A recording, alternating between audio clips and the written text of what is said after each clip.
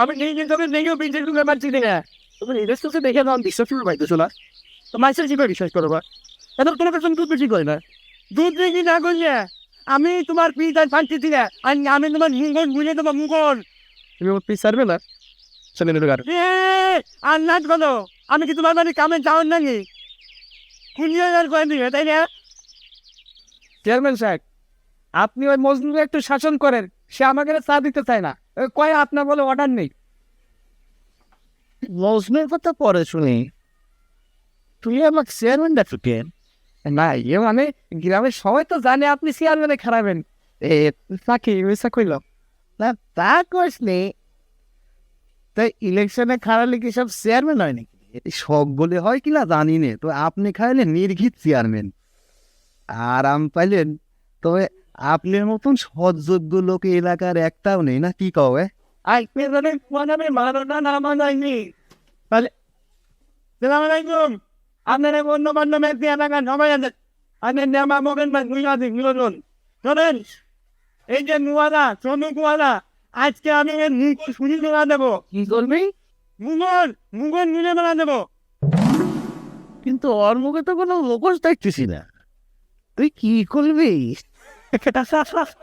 এই আপনারা হাইজেনের গিয়ে খুবই জানগানি কোনো না ভাই, মনোরঞ্জন শোনেন আমার কথা। এই গণগুণান করে দেখি জানেন, আমার জঙ্গলের সামনে দিনের উপরে পুকুর গানে যাইয়া উয়ে দুধের কলসের ভিতর 3 বাটি পানি মিলাইছে। এই কাম নালি করে খেলা প্রত্যেক দিন করে, প্রত্যেক দিন খেলা এই কাম করে। শিশু, তুমি কি কাম করিস? পুকুরের পানি কেউ দুধে মেশায়? দুধে পানি মিশাবা ভালো মন্দ দেখবা না। আপনি চেঙ্গার কথা বিশ্বাস করেন? পানি মিশাবো কেন? দুধে দুধে পানি মিশাই? আমার বাড়িতে কি পানির অভাব আছে যে পুকুরে এসে আমি দুধে পানি মিশাবো? দেখেন এই যে আমার পকেট ম্যান, তুই ভালো মেয়ে জন। আমি মিনি জগে নেগিনি আমার চোখের সামনে এই দুধের গল্পের ভিতর পানি মিশাইছে। আমার দেখাইলেন জন্যি যে আগাত মাটি পানি এ দুধের গল্পের ভিতর ঢেলে নিল। এই বন্ধু তুমি না কিন্তু এ কটায় তুই ভেজাল করিস নি তো। তুই যদি না নিতে আমি সামান্য প্রেম করি কিন্তু না আসি তো ঠিক না পায় তোর তো যদি খালি মিশাই তাহলে আমি তো ফেলে দিয়েছি। আমি তোকে বসবাই পরিস্থিতি, আরে দুধের মধ্যে পানি মিশালি কি আর না মিশালি, আমি তো গরুর দুধের চা খাই না, তাই না বুঝলো? আমি খাই হচ্ছে 1 মিনিট চা।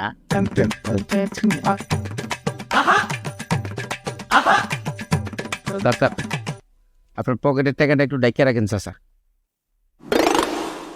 আপনার টাকা তো আমার সুন্দরী মায়াগের মতো ইশারা করে ডাকতেছে। অনেক কষ্ট আজকে নিজের চাকরিটান। এই যে তোর ঘরে কাপ হয় নাই আপনারে আনেন।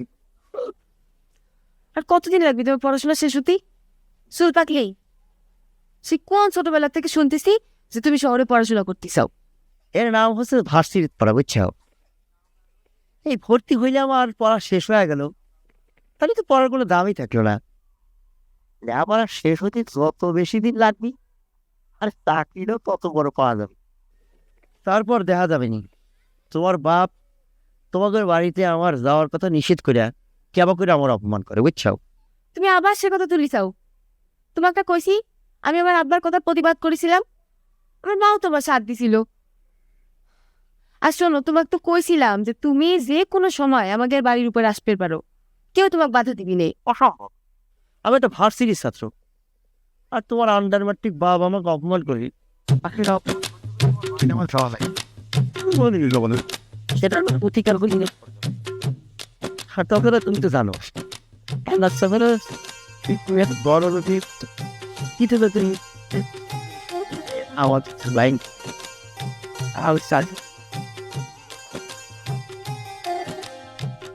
অনেকখানি বুঝাই আমার মাত্র বলছি পাশে থেকে তোমার কি বদ ছাড় নাই গোটা গ্রামে একসময় ছিল তুমি সত্য বন্ধ না বিজনেস না করলে না তো আমার কি যায় জানে।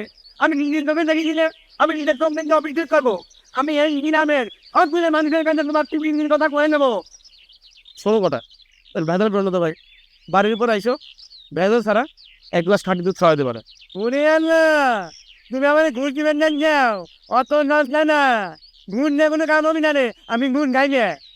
দেখুন তো পেটে এক ফোঁটা দুধ পড়েনি, এক গ্লাস খাঁটি দুধ খাবার দিলাম, ভালো লাগলো না? তোমার পেটে তো দিলাম মরিতে, তাই না? আমি তোমার দিন আনতে